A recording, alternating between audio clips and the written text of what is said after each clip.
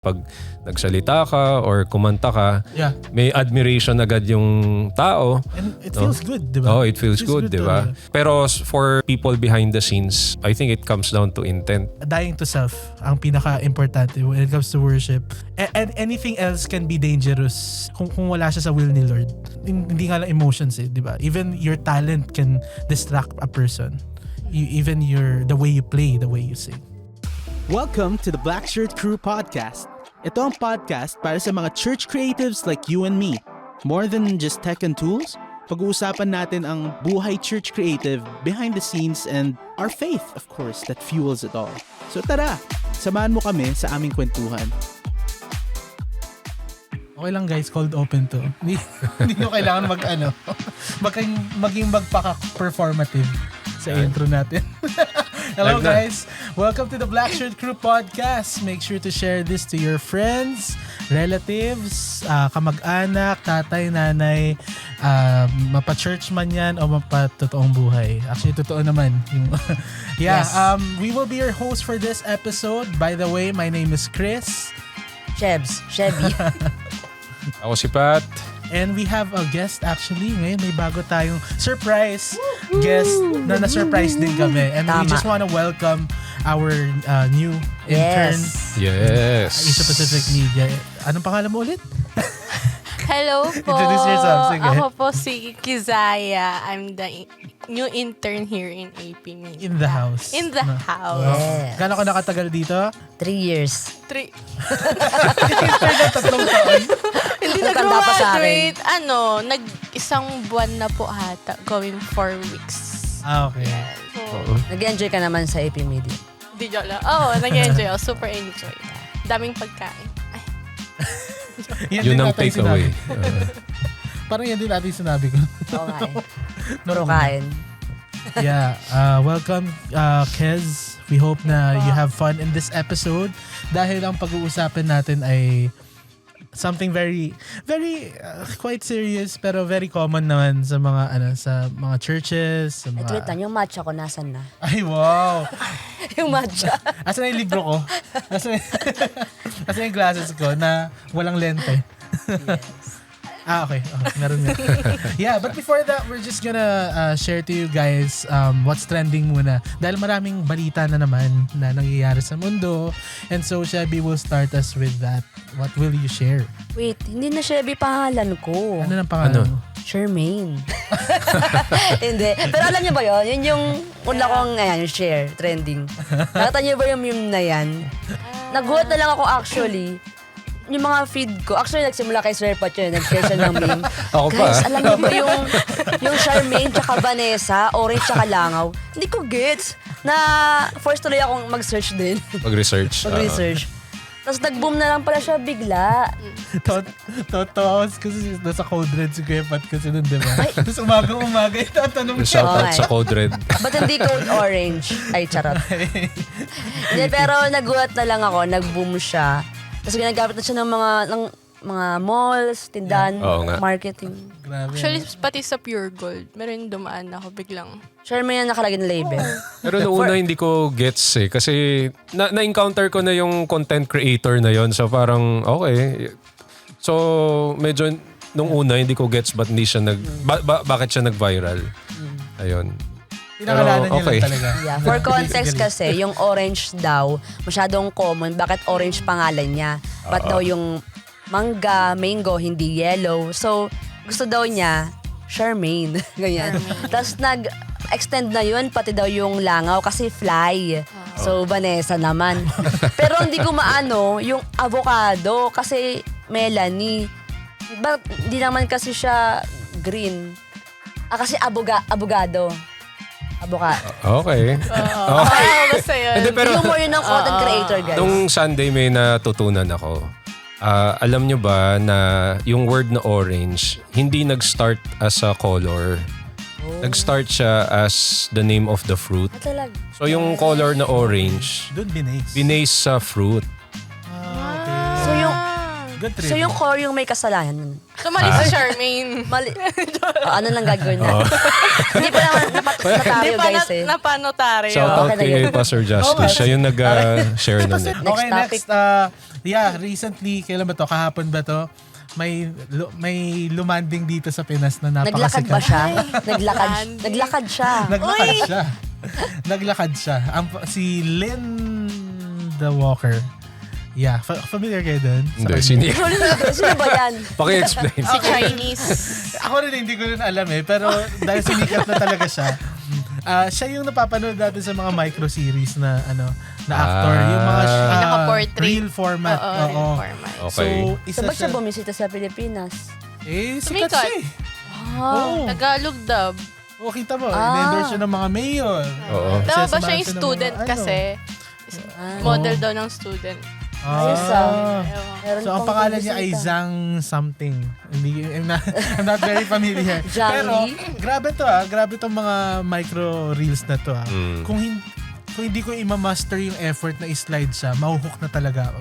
Talagang, ayoko siya kasi maging algorithm na lahat lalabas puro. Usually 1 minute lang yan no? 1 minute, Or yeah. less than, no? Could be longer nga Okay. Recently naglabas ng paper yung mga religious groups, no? Primarily yung Vatican, si Pope Leo, nag-publish siya ng isang encyclical called Magnifica Humanitas, no? Magnificent Humanity.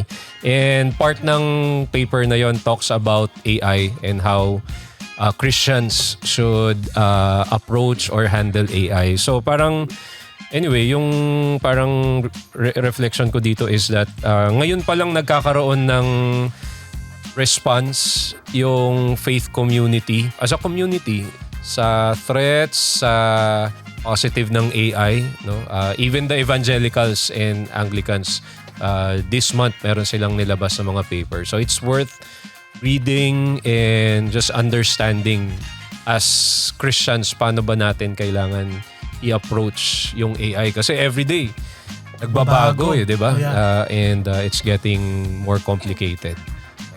Ayun sa akin naman po is may nag-viral na song ni Janine Bird. Hindi nga pakikanta.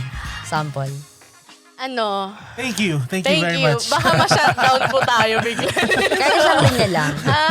Copyright I tayo. have built, binasa. Hindi, abangan niyo yung cover. Wow. Hindi, wala. Pero ito, parang more likely yung bridge neto, ito yung pinaka-viral. Kasi of the message, parang more on likely waiting for someone to come back. And then, itong content creator na to, si Jetro. Sorry po, Jetro. He's a Christian content creator. And then, sinabi niya, what if itong POV na tong song na to is parang si Jesus Christ waiting for his son Yung or daughter. kumakanta pa Oo. rin. So, more on, very dramatic kasi to. Pero Kantang pang broken-hearted yung kanta nila. Yeah. Parang context, hinintay niyang bumalik sa Yeah, kanya. parang gano'n. Actually, nung first kong narinig si Janine sa Wish, akala ko, Christian pala siya. Kasi yung song, specifically sa Parang part mga na, Christian. I have built a house. Akala where- mo Christian song. Yeah. Akala mo. Tapos, usually, di ba, I am yours, you are mine, I only want you to be mine. Yung mga ganon na linyahan. Very, ang tawag dito, very poetic Spiritual. yung dating niya. So, akala ko parang, okay. So hindi siya Christian. Hindi po siya Christian, actually. Pero yung song na yan, laging nalalapat Lumunos. sa Christian POV. Kalat po sa TikTok. Okay, maraming salamat sa mga shinare natin na what's trending. I'm sure meron pa. Like, plug-in ko lang yung bagong look ng Google apps. Meron. yes. Yeah. Oo, wala lang. Yes. You guys like it? No? Sabi na. Bakit? Mixed Opinion. opinion. Mixed opinion. Yeah. Ako, Pero yung bagong user user interface. UI ng Gemini sa phone. Maganda. Yeah. Yeah. Okay din ako dun. Sa, yung parang gradient. Yeah. I like it. Yeah, guys, thank you again for sharing and preparing that for people to hear. And we will be now moving on to ano talaga yung pag-uusapan natin. So, oo nga pala, I saw this worship clip recently where, di ba, usually mga worship clip may pinapakita yung praise and worship, may ilaw, very grand, may kumakanta, may taong mga nagtatalunan. Ito yung question ko sa inyo. Pag nakakita kayo ng ganun, ano ang usually nasa comment section nun? Dalawa lang yun. Ano ang usually ang mga kina-comment nun? Praise God. Praise God. Okay, yan. Isa rin. Ano yung isa? Praise the Lord. Technically tama. Tama Praise naman. Jesus. Pero alam niyo yung isa na kina-comment. Pambash It's yan, usually, no? nagko-concert ba kayo? So, di yan Diba? na Bakit gets. maingay? Ganon. Oo. Nagtatatalon. Oo. Nagtatalon. Ano yan? Simbahan ba to o club? Parang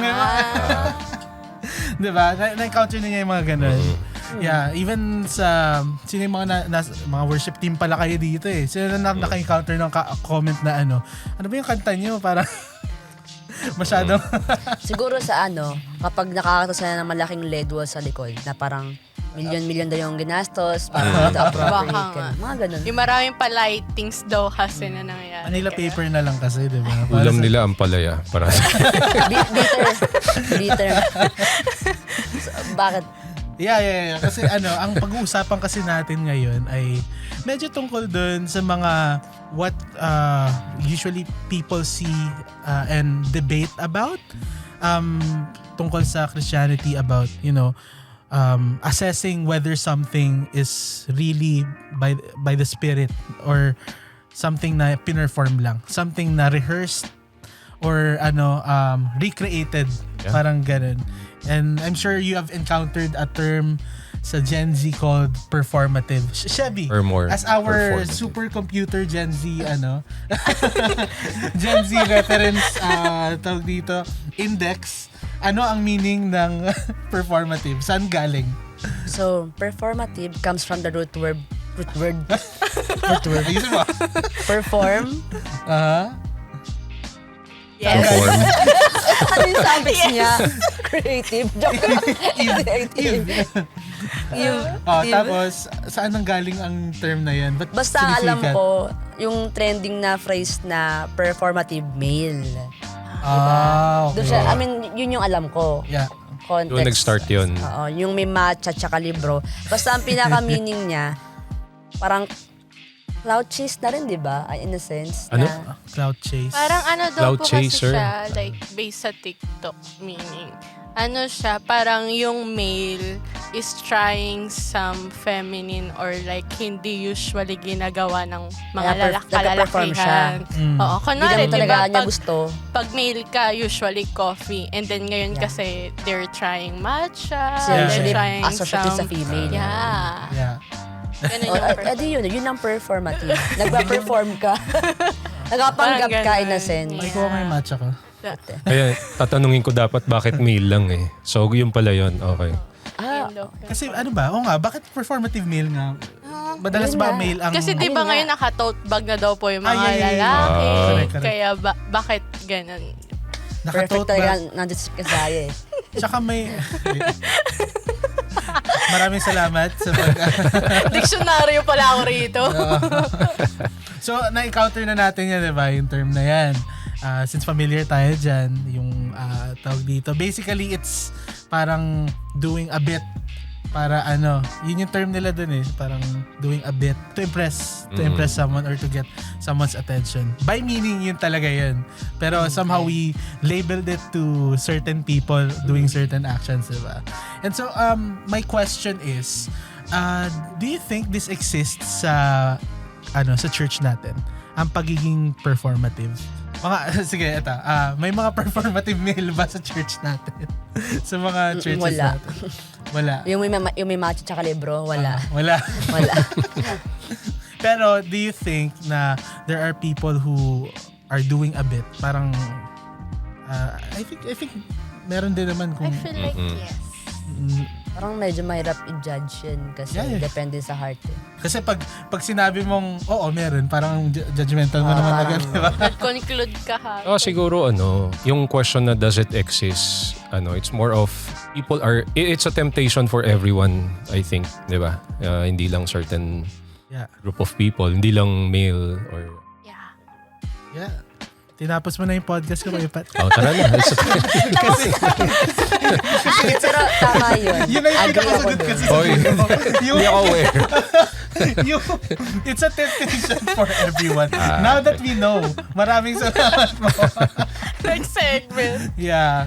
Pero that's very true kasi I sometimes want to impress my pastor. Pag may ideas ako na naka-come up, for example, technical sa live stream or parang, pag ginawa ko to, feeling ko magugustuhan to ni pastor. Siguro ganito na lang, share na lang parang own experience muna. Yeah. Yeah. So, ano ba ginagawa Dahil ko, Chef? dyan, mauna ka, Ate Chef. Hindi siya na nga, okay, continue. Ano ba ginagawa ko, Chef? Dahil dyan, mauna ka na nga doon. Nag-iisip pa ako. Yeah, yun. For example, yun. I want to impress, or pwede nga, for example, may nandiligaw sa, may baguhan sa church na may nililigawan sa, Ikaw? sa church. Okay. Hello? So nasa worship team siya, gano'n. Ano? Hindi, itong... Liligawan ko? Oo. Wala. Hindi, Hindi, I mean, ikaw. Oo. Yeah. Ano ba? Hindi ko Wait. Yung Sige nga, example tuloy mo na daw. sinasabi mo. Hindi, examples na naman to. Oo. Guilty. Hindi, yun, example, yung I play drums, let's say. Because I want to impress everyone with how I want to, then I say, this is my expression. This is how I want to express my drums. No. So, That can be, finilip mo pa yung drumstick yes, tapos pwede. hindi mo na nasa loob. flip ko, tatayo ako, tapos iikot din ako. May ganun. Akala ko ikaw yung nag-flip. Tinapon ko muna, tapos ako yung iikot. Diba? Pero I think nagka-point din, diba, na I'm sure na-encounter nyo na to eh. Sasabihin sa inyo, dati, nung panahon namin, slides lang kami, okay na kami. Nung panahon namin, acoustic guitar tsaka piano, worship na yun eh. Parang, na-encounter nyo na ba yun? Yung parang nagiging, tawag dito, yung technology nagiging kalaban. Negative. Yeah. Dati, wala namang mga cymbals na yun eh. Mga na yun eh. Kahon lang. Pero ngayon, Sapat naka-drums na. na kayo. Yeah. Yeah, it happens. Oo. Pero pag ganun kasi parang it sounds like nagiging young versus old. Yeah. Parang, usually, parang, Pero, Oo nga eh. yeah. Kasi sabi nga ni Chris yun, parang boses rin ng mga matatanda. nung choice of songs. Hindi. Tinuro mo si Kuya. Hindi mo ito ako tinuro. Wala akong inaano. Sorry. Yung choice of songs din, di ba? Even, the type of songs that, I also kind of agree with the choice of songs din. Especially the songs now na marami nang nare-release. So, iba-iba yung focus ng song. And it might not be a good thing for the congregation. Might be a good thing for devotional. Yung mga ganong types na Sometimes I agree with those. So, yeah, may kakwento ka? Na-experience mo? Na performative, Yeah, parang I ganon. guess. Siguro sa ako, mag-present ng sarili ko sa social media. Okay. Lately, simula nung ako sa AP Media. Kasi parang talagang tumatak sa akin yung yung parang gamitin mo yung platform mo para mag-share. Pero minsan, sobra akong siguro, nafo-focus na ay dapat lahat ng i-post ko magaganda. Ganda nung caption. Diba?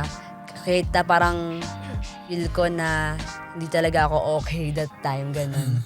So parang pinipresent ko okay talaga ako just to share some, inspiration sa Bible, ganun. So, feeling ko ganun yung sa akin. More on ganun. Parang yung sabi mo kanina, lahat dapat maganda. Ganda lang. Hindi yung Yung physical. mga ganun ba? Maganda yung post, ganyan. Yeah. Kasi addict ako addict talaga eh. Sorry sa term. Pero parang, gusto ko parang perfect yung, kaya in terms of kulay, Yeah. composition. As in, gusto ko talaga maganda yung pagkakapresent ng pictures. Aha. Even nga, kahit mga reels Sa lang, SOCMED. talagang nag-e-effort ako mag-edit. Nang ganun. Pero Okay. sige, spoiler alert, lately, na ano ko naman na. Okay. Yung ganon. Yan. Working out naman eh. Alam mo, Sheb, hindi ka namin pinipilit mag-spoil. Pero ikaw na lang din yun. Ikaw na lang din nabitin sa sarili mo. Para alam ng tao na nag-i-improve naman. Pero that's also a factor. May how social media just amplified everything. Do you think na whatever you do sa social media mo, naapektuhan yung church mo? Sa amin, naapektuhan yung church o yung pag-atago ng church, ganun? Yung actions mo, sa tingin mo naapektuhan yung reputation or image ng church mo? Like whatever you post, for example, nag-cuss ka sa do you think Hindi na... ako nagmumura eh. alam Uy, Shebs. And then, of course, syempre, ano man yung ginagawa natin or sige ako muna. Syempre, kung kilala na ako na leader sa church, maapektuhan yung church. Yeah. And So, actually, kahit volunteer ka may platform ka wherein yung mga kasama mo, no, sometimes they look up to you tapos makita nila yung post. yeah. Like sumasayaw-sayaw ka sa TikTok, di ba? Actually. Yeah. Okay, good influence naman yun. Yung yung sayaw mo. Kasi dancer ka namin eh. Sa di ba? Naalala mo yung sa Limitless? Yeah. Sige. Ito yung siguro yung next question ko. Did social media make your church more transparent? Did Christianity change? Or did it just become more seen dahil sa social media? Is my question. More seen. Yeah. Mas na-exposed like Parang that. ganun. Oo. Of course, in a neutral way, parang na-expose, mas kita lahat. Kasi decades ago, yung content ng church, di ba? You're not creating content to post sa public usually, di ba? Unlike ngayon na social media, every Sunday you have to think of content na Yeah. ipapublish mo Yeah. to show what your church is like. Di ba? Mga pictures, Yeah. mga you think about 1-minute videos na sermon, di ba? Yung mga ganun. For example, kay Pat, na may picture na nakalik ako sa parang Pope. Parang di ba, parang Ano connect? ang daming pwedeng maging maintindihan ng mga tao na It can be misunderstood, di ba? Sometimes. Pero question, yung pagiging performative ba ngayon, kumbaga relative ba yan sa digital world natin ngayon? Or could you be performative even outside of the digital space? Yes po. Actually, Yeah. for me, yes po. Especially, based lang sa observation kasi I experience it. There's season sa akin na parang medyo hindi ako medyo, pero nako-convict Sobra. ako na kasi mahilig akong sumayaw. Tapos I love doing TikTok dances and stuff. Tapos minsan na, Lord, is this right?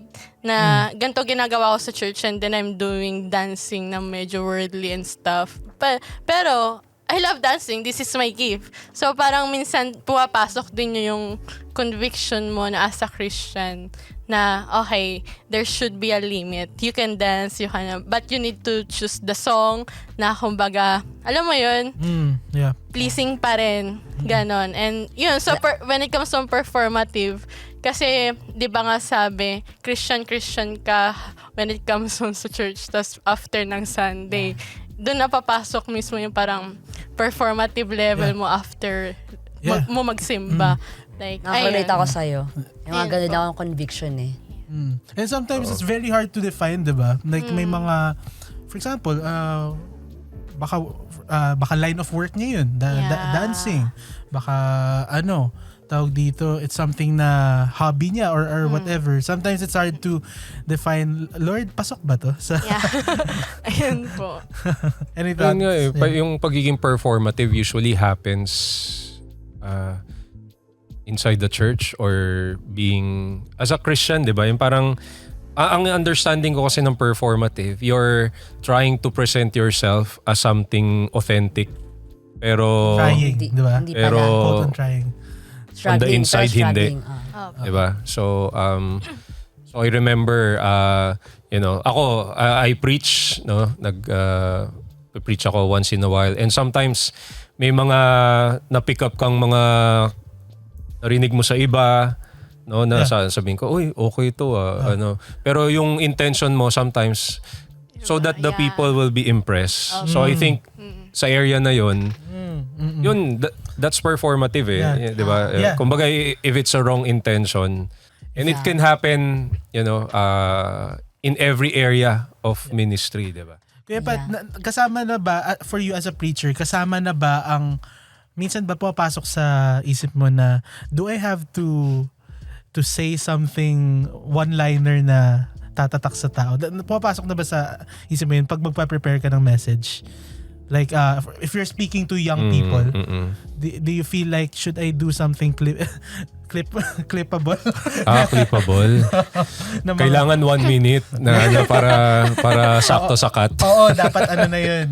Hindi. Polido. Of course, you think about memorable lines. Yeah. Kasi, siyempre, part ng communication yun eh. It needs to stick sa mind ng hearer. Pero, yung being intentional about, kailangan gawin ko to para maging 1 minute viral clip. Yeah. Sobra na yun. Medyo advanced na yun. Sobra mag-isip. Yeah. Sometimes, sometimes nga, medyo recently na nga lang to, I find myself na parang, kasi nag-edit tayo, di ba? In-edit natin tong podcast na to para, minsan iisip natin, kung sinabi ko lang tong linya na to na mas maayos, mas makaklip siya ng maayos. But I cannot do it consciously na kailangan clippable tong sasabihin ko. I have to understand fully what I'm saying. Kailangan ko pangatawanan, basically. I think it becomes pretentious if hindi mo siya mapangatawanan.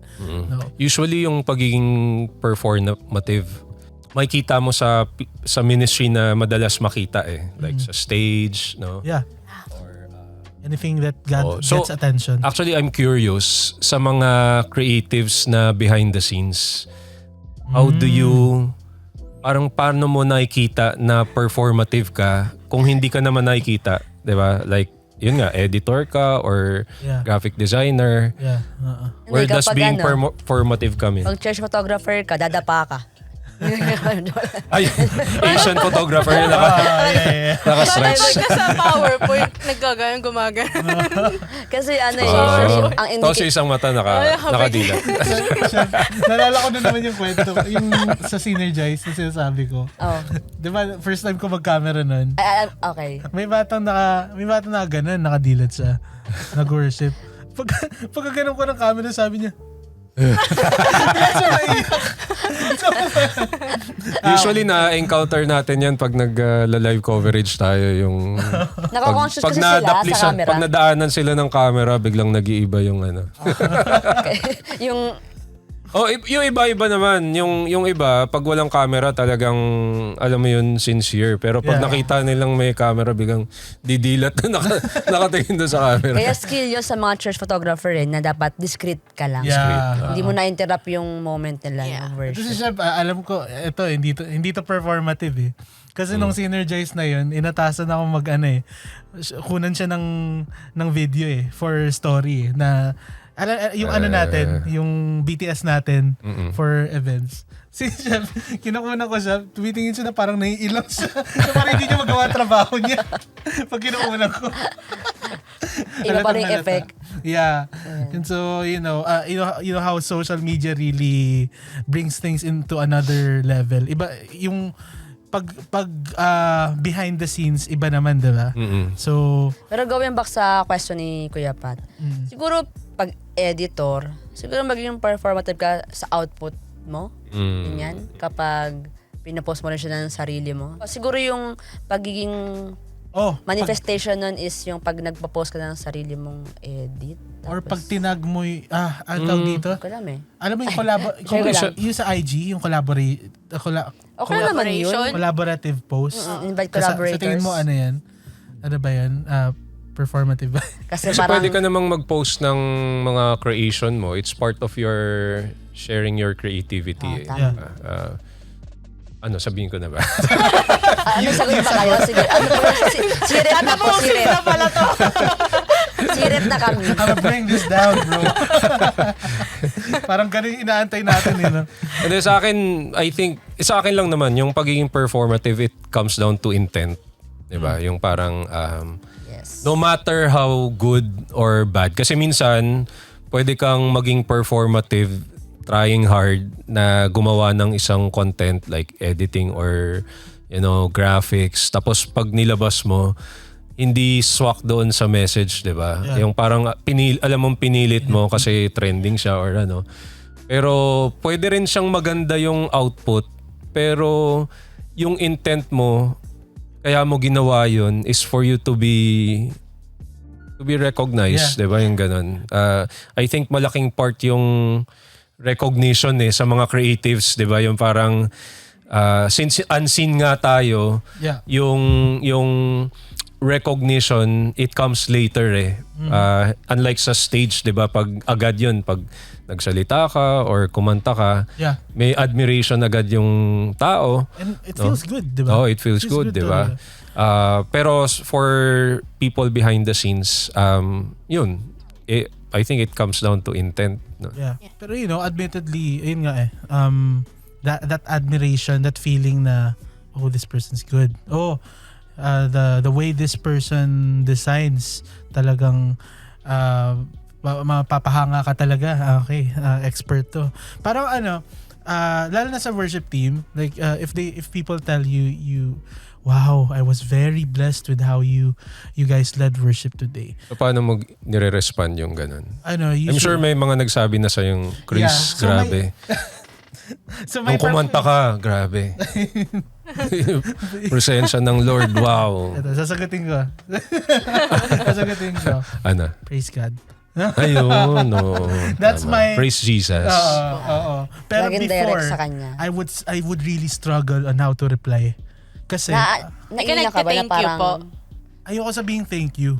Nung before, feeling ko kasi pag sabi sinabi mo. kong thank you, tinanggap ko yung... Oh, yeah. pero more on struggle na parang, hala, pa nag-thank you ba ako? Makasarili ba ako nito? Parang self-glorifying ba ako nito? Parang Ganun yung ganun struggle yung mo. naiisip Ganun ko. yung Na same feeling ko, time. tinake ko siya for mine, yung compliment niya. When I should be pushing up nga, Or diba? ganito, para sabi mo na, ay hindi naman, ganyan. Ay, hindi, pangit nga eh. Di ba minsan Ay, ganun? may time akong ganun. False humility. Oo, Yeah. yun. That's the Yan, word. napagdaanan ko din yan. Na parang hindi, ang pangit nga ng Sutunado nga ako. So ganun ka, hindi naman. Napagdaanan ko din yung mga ganun. Ngayon, syempre, Nakala mo okay yun. I simply attribute it to God, no? Thank you, praise God. I hope He has blessed you, ganun. But before, it wouldn't feel natural at all for me to say that, like praise God. parang Wait, ano? Praise kasi God. ito pa yung isang struggle ko. Like, pag may nagte-thank you sa akin, pag nag-lead ako ng worship, ang pumapasok agad sa utak ko before na, shucks, masyado ko bang kinuha yung attention kanina for the person to focus on me. Parang hindi pa pumapasok sa utak ko na hindi pa pwedeng nagpasalamat lang siya kasi she was blessed, di ba? Parang grabe mga internal Struggles. overthinking yan na yeah. In worship it's very Pero I think if the Lord is working through you and you do an excellent job, mapapansin talaga siya ng tao. No? So some people na especially kanwari mga bago or bago pa lang sa faith, usually titignan nila aesthetic 'di ba? Kaya it's normal na babatiin ka or pero hindi, it's not about the outside kung hindi yung sa sarili mo how you handle 'di ba? Yeah. How you handle feedback. I'm interested in how this works sa other ministry. It's very easy to talk about it sa worship. Ayun nga. Dahil what about in preaching, in graphics, no? In deciding yung caption, deciding yung ano tawag dun kay Pat, yung tagline, yung mga ganon. Nag-a-apply ba dun yung pagiging performative? Does it exist there sa mga ganong ano?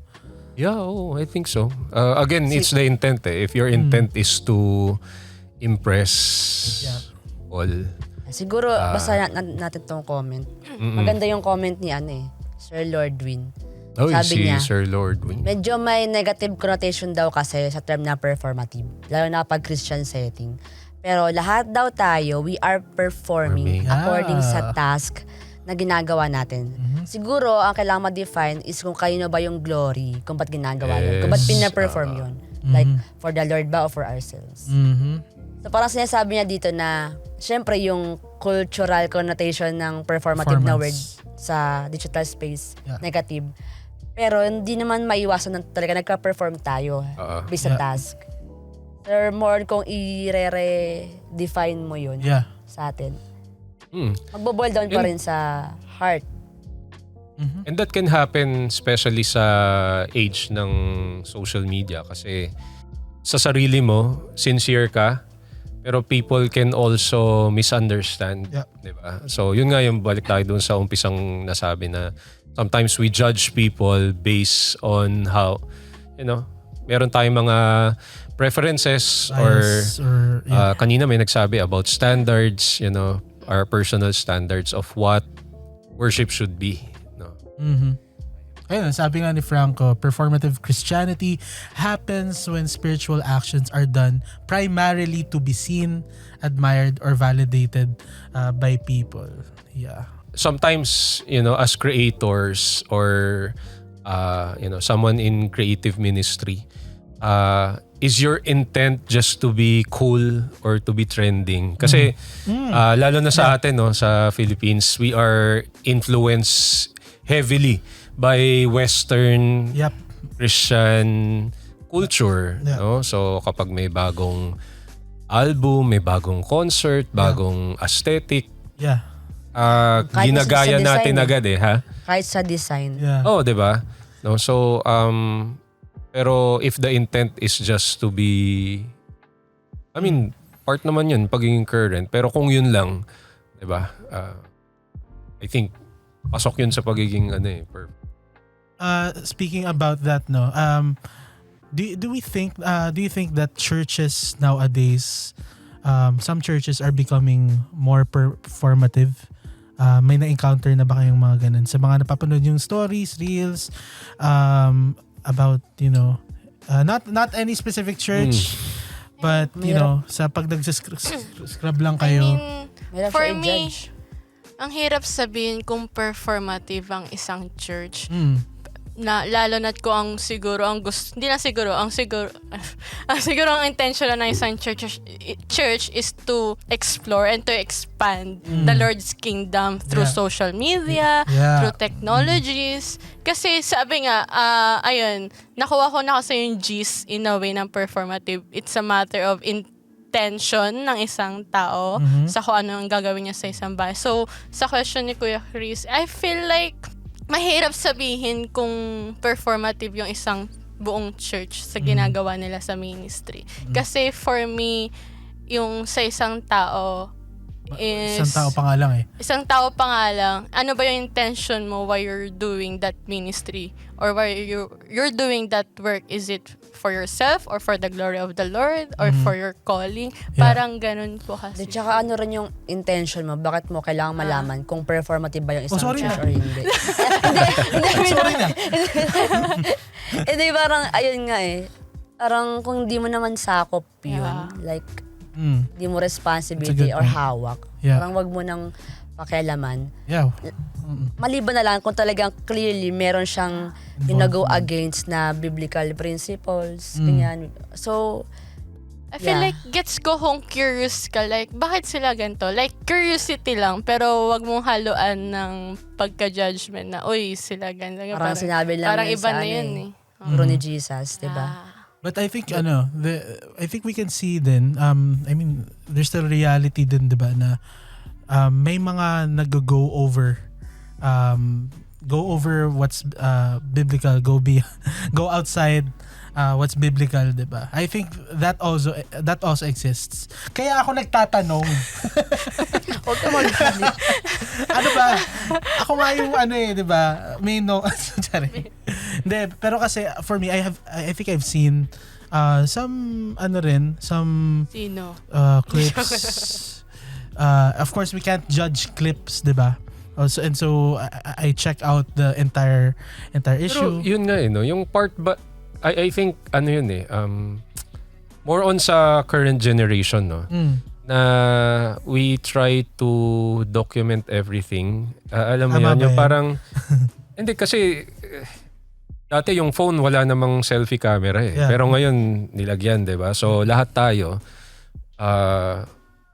we're trained to broadcast ourselves and may mga minsan may nakikita ako before pa sa social media yung kanwari nagde-devotion tapos I'm not Against. kumbaga parang You share yung devotion niya. hindi yung video na real na nagdi-devo siya, nagpe-pray. Marami namang ganun. Gets. Ano? Pato nakaka-encounter. Hindi pa ba? Hindi, yung mga for example. Para ma-encouraging reels po ba yan? Oo, di ba? Yeah, sa Yung IG. ganun. Oo. dami. So, again, sometimes for me, I'm not judging, no? Sometimes iniisip ko lang, parang, for example, yung mga quiet moments na ganun with God. Do you really need Need to to broadcast. shoot it? Yeah. If Diba? a person Kasi- is already Oo, crying. kasi, Reenactment siyempre, ang yun. ganda-ganda ng table, yung Bible, ganyan. Tapos, I'm sure, inayos yun. Kami ang react ni Kuya Chris. Hindi, I'm smiling. Kasi, Siguro po kasi tama na yung direction ng usapan na gusto ko mapunta siya. Okay. Parang, thank you for opening that, Kuya Pat. Kasi ginajudge nyo yung tanong ko. Hindi. I don't know. Hindi, charing. Yeah. Pero, kasi, here is what I wanted to pivot sana na I think the way we decide things on dahil camera ready na tayo, generation na tayo, I think people are starting to focus more on optimizing everything about what will people see, no? Kung mahuhook ba sila, syempre everything that is emotional kukunin, mabibait na agad yung mga tao, makukuha na agad yung attention nila. Kaya I like how you ask Kuya Pat about that, na tama ba na kinukunan natin pati yung mga ganun, yung mga Question document po. natin? Ano ba siya? Parang individual content creator, hindi siya page ng church or what? Can be. Individual. Sometimes hindi, usually, ang nakikita ko Tapos ano individuals Like, anong klaseng video siya? Like, POV na, eto, nag-devotion na ako. Or parang reenactment siya just to inspire. Yun nga. So, I don't know kung reenactment siya or So, may mga totoo nakikita talaga. kasi ako Pero na, kasi yun nga kung kahit totoo siya, Yeah. bakit In whatever kailangan application. kunan, di ba? Yung ganun. Parang same lang dun sa yung mga uso ngayon na ang tawag sa ganun, yung kunwari matutulong sa mahirap tapos pero kukunan mo, di ba yung ganun? So parang ganun siya in a way. Parang, Di ba? You put a narrative on someone's... Kasi yun nga yung intent why. Oo, alam kong gusto mong tumulong. Yeah. Pwede ka man tumulong na hindi ibo-broadcast, di ba? Paano kung though yung... depende sa... Sige. Hindi ka ba? Yung kasi yung sa tumulong nga, paano kung intention nga nun is parang to encourage other To inspire people. others. To encourage. Okay, so this is where I think it becomes more than just intention. Na you have to be more careful on... What you show. Is your or who are your audience? Yun na Oo. lang. And now the world is your audience. Dahil sa Kasi the may, social media. I think, okay, as Christians ourselves, mabibigyan ka rin ng wisdom ni Holy Spirit kung totoo Like, hindi performative yung creator na yun. Kasi ako, may ako na-follow na Christian. Tas very, very transparent siya sa journey niya. Yung tipong, magkukwento siya na ganito siya dati, ganyan. Kasi kung tutuusin, parang kung hindi ka sobrang mature, parang performative yun. Parang sinasabi mo ba na parang, nagbago na ako, ganyan. So, parang yung iba pwedeng hindi paniwalaan, ganun. Pero yung nakikita ko kasi, yung intention na encourage yung iba na magbago din. And yung testimony niya, kasi more on testimony siya sa life testimony. niya. Yeah. So, para sa akin, hindi naman siya performative. I guess depende rin sa magko-consume yun eh. Kung performative yung isang content or... Ako pala problema. Hindi po. So yun yung alam ko Kuya Pat, kanina pa siya. pero yung testimony, I understand. Kasi yung testimony is meant to be shared. Yeah. Diba? Meant to be shared siya. Pero yung kasi di-document din, syempre, yung di-document niya sila yun na umiiyak kapag talaga na umiiyak siya. Parang performative yun, di ba? O di-document niya yung nagpupunta siya ng church, asan nakaganyan. Oo nga, oo. Yeah. So yun no? Yun nga, is it nature? Kasi hindi ako part ng generation na yun siguro, no? Baka that's part of an expression ng tama ba, mga kapatid? Expression ng generation natin ngayon. As the youngest here, about what Chevy is. Youngest. Siguro po kasi, siguro makikita natin ang kung performative yung isang tao based rin sa life testimony niya itself behind the Outside camera. Outside. Na digital space. Yeah. Masasabi mo, ayun nga, kaya lagi sinasabi rin sa amin, mga pastors and mga leaders na always pangalagaan mo yung life testimony mo, especially offline. Kasi, ayun yung, kumbaga, sisingaw. Yeah. Kapag kahit anong ingay mo sa social media, sa outside world, kung gaano kakakabuti, pero yung life testimony mo itself is, I feel like mararamdaman yun ng isang tao kung dun papasok yung discernment and conviction ng isang tao. Yeah. Ayun, dun papasok yung work ng Holy Spirit in a way. Meron lang akong naalala. Kapag minsang, hindi ko lang kung performative to. Minsan kapag sinasabi mo sa isang tao, uy, I will pray for you, ganyan. Pero nakalimutan mo. Pero hindi ko Hindi ko makakalimutan na in-advise sa akin. Once na sinabi mo sa tao yun na I will pray for you, chat man yun na personal, pray ka na Pray agad. mo na. Unang ibang palibad. Kasi makakalimutan mo eh. Lesson learned. O kaya, I have prayed for you, pero hindi pa naman talaga. Ganun. Ayun, sinungaling ka na talaga na. O, diba? So, That moment. gagawin mo pa lang, ganun. Pero yung pangontra ko dyan, challenge ko na sige, let me pray for you na lang. Ganun na. Ayun na. Okay, Ngayon yun. na. Mas Oo. intentional yun. Tapusin ko na ngayon. I'll pray for you. So I think we're all vulnerable with with those kinds of situations na sometimes we feel the need to impress, we feel the need to, just like any other people, we have that access of visibility. Kung umiiyak tayo, pwede natin videohan sarili natin. Kung, the intention might be for, feeling ko maraming mahuhook na tao dito pag binidyohan ko sarili ko ngayon. Kasi naiiyak ako eh. Naiyak na ako eh. Video ako kaya ngayon, timingan ko. Hindi ko kaya yun.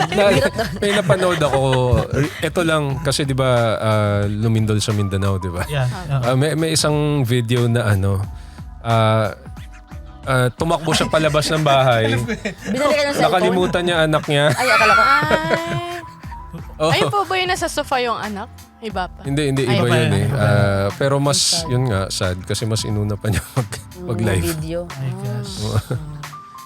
Yeah, so social media presentation. Social awareness daw kasi kayo nag-live. There's another thing that's sige. May naalang ako. Kapag, Tama yan, maganda yan. okay, question na lang. Sige. How about naman yung kapag struggles ng mga pastor's kid, leader's kid? Mhm. Gusto ko tanongin si Kezaye, as a perspective na pastor's kid, ganyan. Parang, wala. Ano ba? Ano bang gusto ko When it puntahin? comes sa performative Oo. na context. Parang may factor ba, nakaka-apekto ba na Okay. magulang mo ay pastor? Yung early, actually, yeah.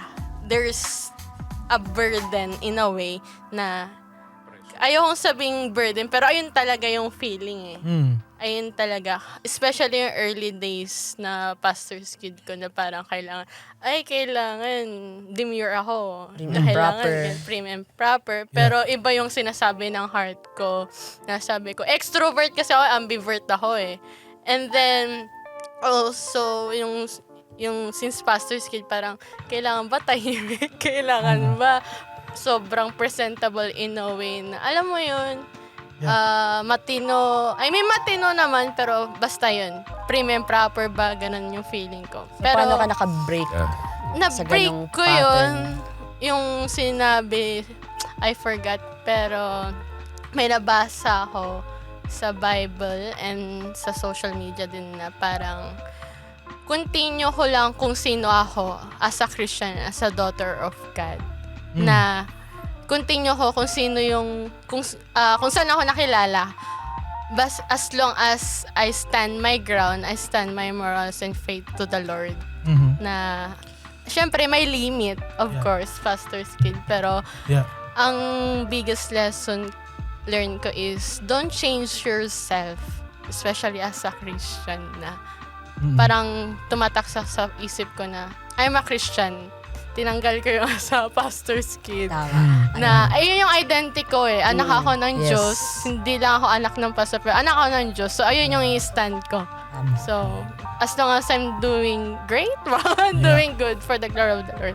As long as Gusto ko- ikaw, God and you. Yeah. Ito Yun yung identity mo talaga, Ayun, first and yung foremost. identity talaga. Yeah. And that's why, we can't, Kasi marami na-pressure kapag Ah. Oh. anak ng pastor. So, that's why we can't really judge, no?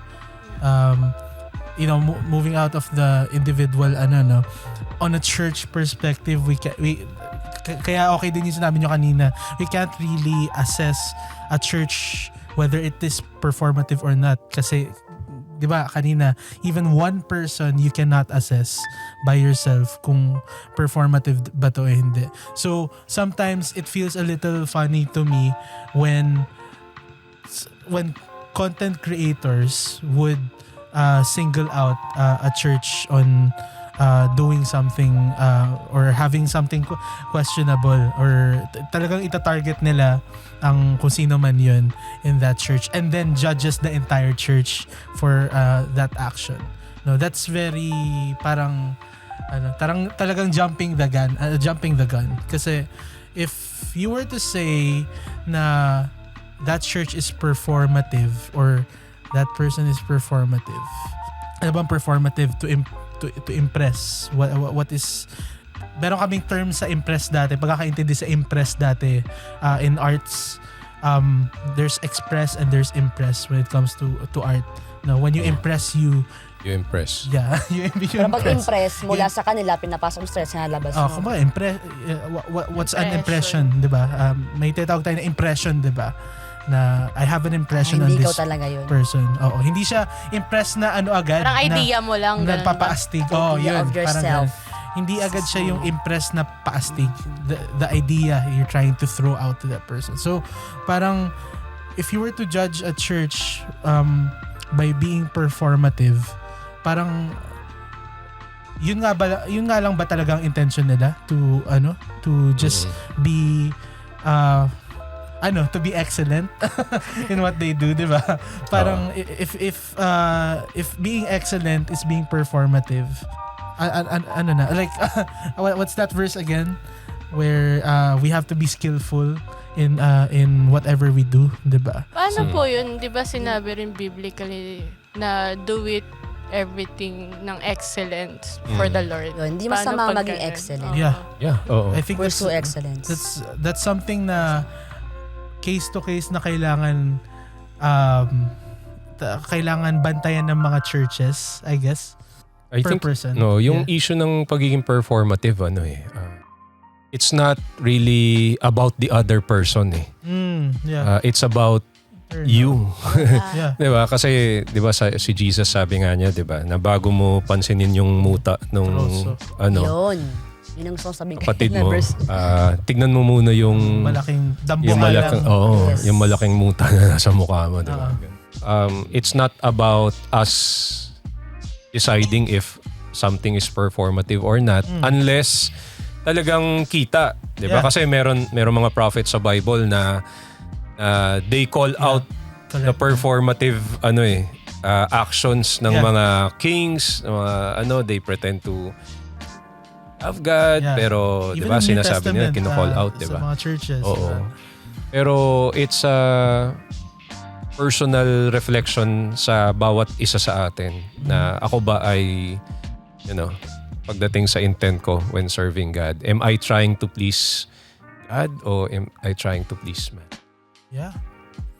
Question po, performative na rin po ba sa Christian kapag nahahaluan na ng feelings ng intention mo? Especially when it comes on worshiping the Lord, serving the Lord.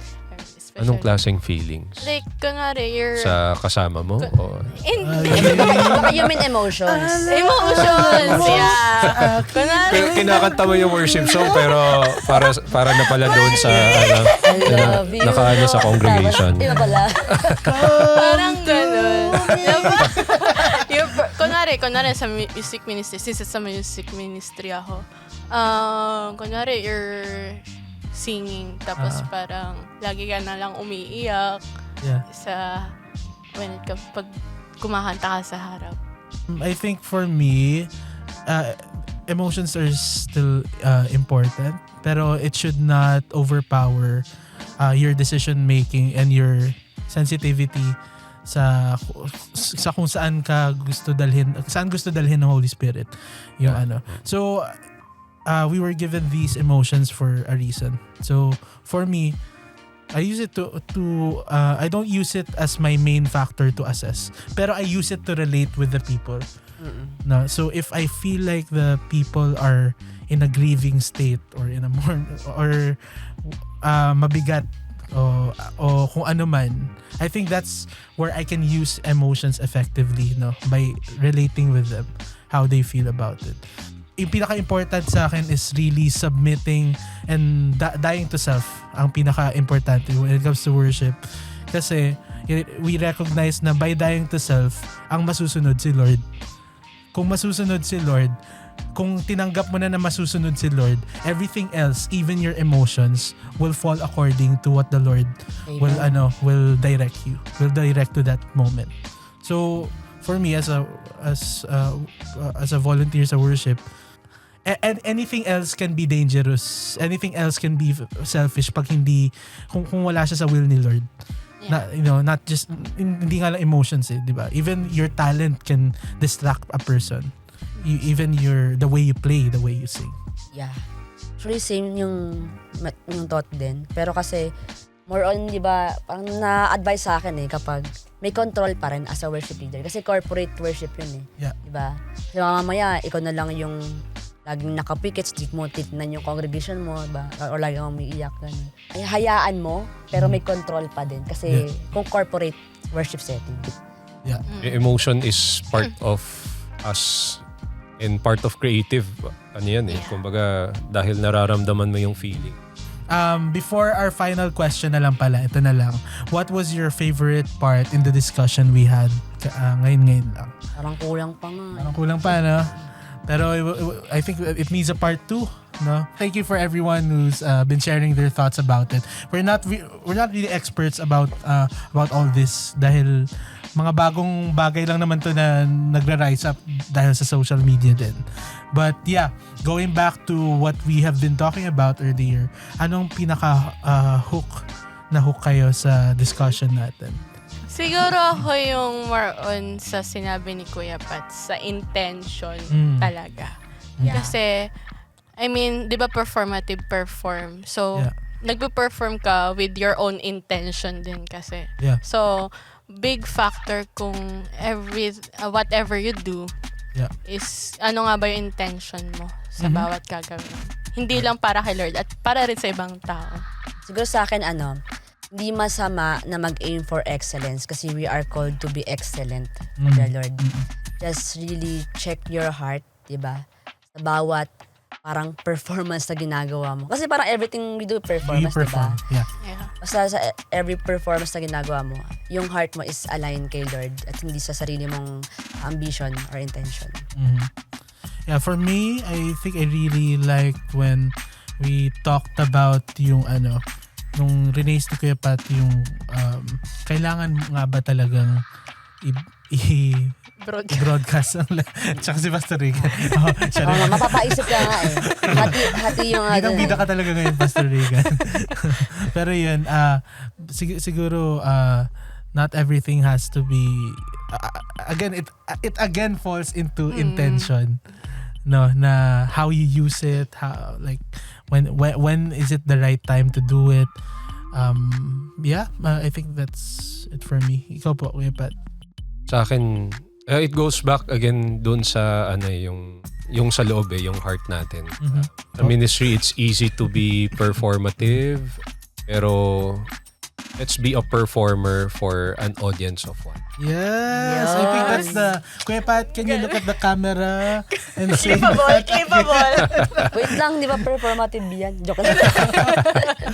Kailangan kasi namin for edit. Sobrang conscious. Hindi. Wait, ulitin ko. Oh, yan. Para mas clear. Para mas clear. Action. Hindi. But thank you everyone. So thank you so much for staying with us on this episode about Christianity, when Christianity becomes performative. And I hope you can continue to share our episodes and this live stream, and of course everything about the Black Shirt Crew. We hope you continue to share it to your mga ka-ministry. There is something na mapipick up when in these discussions, no? And we're not trying to perform na we know everything. But in our experience, we believe na we have learned so much din. The Lord has given us testimonies and experiences, no, na we would really just love to share to you guys. And so, we hope na you share this to you, mga kakilala nyo. Thank you so much, by the way. Dami mo nasabi. Oo nga, ang dami ko nga nasabi. Tinatry ko maging performative sa mga ganyan. Joke lang po. Pero thank you so much. Yes, by the thank way, you. my name is Chris. Chevy. At Isaiah. And we will see you Yay. guys on the next episode. Thank you guys. Thank you. Bye. Hey, thank you for listening to the Black Shirt Crew podcast. Let's continue the conversation by joining our Facebook community group at Media and Ministry Forum.